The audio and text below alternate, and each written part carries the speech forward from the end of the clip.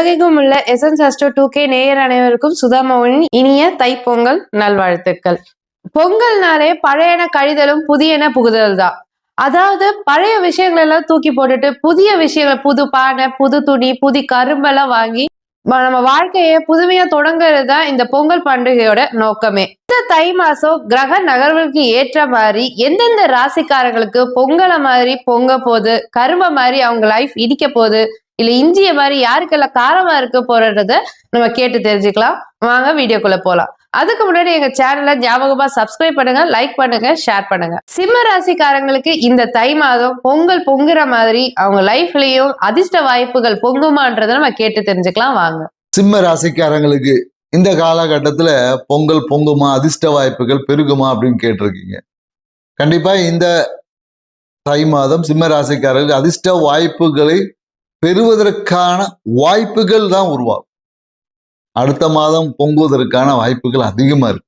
So இந்த காலம் அதுக்கான ஒரு ப்ரிப்பரேஷன் ஆன ஒரு காலம்னு சொல்ல முடியும். ஏன்னா இந்த காலத்துல நிறைய சிம்மராசிகள் எடுக்கக்கூடிய முயற்சிகளை சின்ன ஒரு தடை தாமதங்கள் இருக்கும்.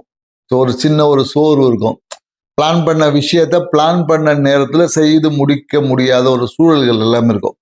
ஸோ ஒன்று உங்களால போக முடியாது, இல்லை நீங்க எதிர்பார்த்த நபர்கள் உங்களுக்கு சப்போர்ட் பண்ண மாட்டாங்க. ஸோ அதனால அந்த எதிர்பார்த்த விஷயங்களில் தள்ளி போகலாம், சில தாமதங்கள் ஏற்படலாம் இந்த மாதம். ஸோ அப்போ இந்த விஷயத்தை நீங்க தெரிஞ்சுக்கிட்டீங்கன்னாவே உங்களுக்கு ஒரு ரிலாக்ஸா இந்த மாதத்தை கடந்து போக முடியும்.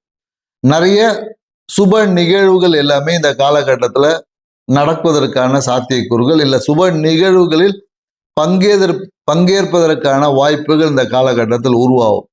மனசுல ஒரு சின்ன ஒரு குழப்பம், முடிவு எடுப்பதுல பார்த்தீங்கன்னா ஒரு சின்ன குழப்பம் இருக்க, தடை தாமதம் பண்ணலாமா வேணாவா, எது பண்ணாலும் என்னன்னாக்கா ஒரு ஃபுல்ஃபில்லா பண்ணிட்டோம் அப்படின்ற ஒரு எண்ணம் இந்த காலகட்டத்தில் இருக்காது. ஏதோ ஒரு பெண்டிங் வச்ச மாதிரியே இருக்கும்.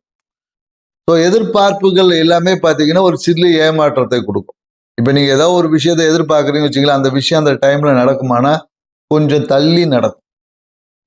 ஸோ அதனால நீங்க என்னன்னாக்கா இந்த காலத்துல அந்த டைம்ல நடக்கணும் அப்படின்னு சொல்லி ப்ரெஷரை நீங்க ஏத்திக்காம இருந்தீங்கன்னா அதுதான் பரிகாரம். சரிங்களா? ஸோ அப்போ இந்த காலகட்டத்தில் ஏதோ ஒரு விஷயங்கள் கடன் வாங்குவதற்கான வாய்ப்புகள் என்பது ஏற்படும் அப்படின்னு சொல்ல முடியும்.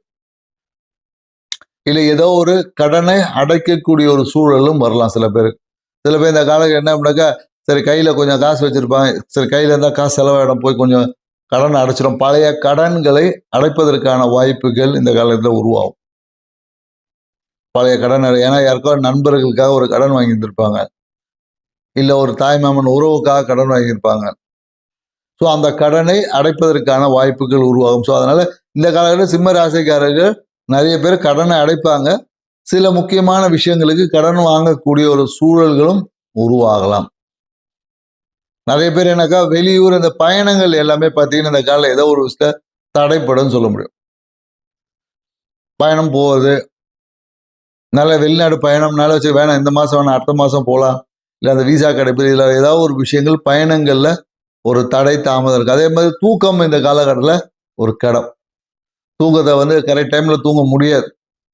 தூங்கும் போது தான் ஏதாவது சின்ன சின்ன வேலைகள் உங்கள் தூக்கம் இந்த காலகட்டத்தில் கொஞ்சம் கெடுவதற்கான வாய்ப்புகள் இருக்கு. இந்த தை மாதம் சிம்மராசிக்காரர்களுக்கு பார்த்தீங்கன்னு வச்சுக்கீங்களேன், எதிர்பார்த்த விஷயங்களில் நடக்குமானா ஒரு சின்ன தடைக்கு அப்புறமா நடக்கும் அப்படின்னு சொல்லும். ஸோ அதிர்ஷ்ட வாய்ப்புகள் கிடைக்கும். நிறைய சிம்மராசிக்காரர்கள் என்ன பண்ணா பழைய கடனை அடைக்கிறதுக்கான வாய்ப்புகள் உருவாகும். ஏற்கனவே ஒரு நண்பருக்கு யாருக்கா ஒரு கடன் வாங்கி வச்சிருந்தாங்கன்னா அந்த கடனை சிம்மராசிக்காரர் இந்த காலகட்டத்தில் ஏதோ ஒரு பகுதி அளவாவது அடைப்பச்சிருவாங்க. சில பேர் முழுசா அடைப்பாங்க, சில பேர் பகுதி அளவாவது பாதியாவது கட்டி முடிச்சிருவாங்க. மேலும் என்னன்னாக்கா இந்த காலகட்டத்தில் நிறைய உங்ககிட்ட ஏதாவது உதவி கேட்டு வருவாங்க, பொருளாதார உதவி கேட்டு, இல்லை ஏதோ ஒரு காரணத்துக்காக உதவி கேட்டு வருவாங்க, கடன் கேட்பாங்க. ஸோ அந்த மாதிரி விஷயங்கள் கேட்கும்போது அதோட தன்மை உங்களுடைய சுய தன்மையை பொறுத்து உங்கள் கையில் எவ்வளோ இருக்குன்னு பார்த்துட்டு நீங்கள் செய்யுங்க, அவ்வளோதான்.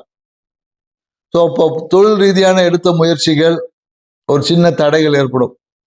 இப்போ தொழிலில் ஒரு நிறைய எதிர்பார்ப்பு இருக்கும் இல்லையா, அதில் சின்ன தடை சரியாயிடும்.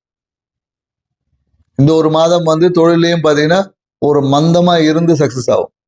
ஸோ அதனால் நிறைய எதிர்பார்ப்புகள் இல்லைன்னா இந்த காலகட்டம் வந்து ஒரு அதிர்ஷ்டமான காலகட்டம் சொல்லி. ஸோ எதிர்பார்ப்புகளை குறைத்து கொள்ளும் போது இந்த தை மாதம் சிம்மராசிற்கு மிகுந்த அதிர்ஷ்டமான மாதம். ஏன்னா இப்ப ஏற்படக்கூடிய தடை அடுத்த மாதம் உங்களுக்கு மிகப்பெரிய ஒரு ராஜ யோகத்தை கூட கொடுத்துரும்.